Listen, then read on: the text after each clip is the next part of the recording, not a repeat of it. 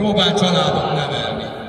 Elmondhatnám azt, hogy több 10 000 gyermek születik ma Londonban, Párizsban, Berlinben, Bécsben, Münchenben.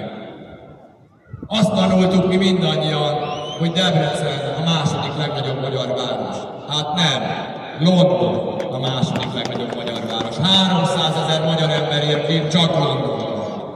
Elmondhatná azt, hogyha ők a vidék kormánya. Hogy lehet az, hogy 2010-ben, amikor hatalomra kerültek, 750 000 családi gazdálkodó dolgozott az agráriumban, és ma 14 évvel később 250 000 dolgozik, a harmada.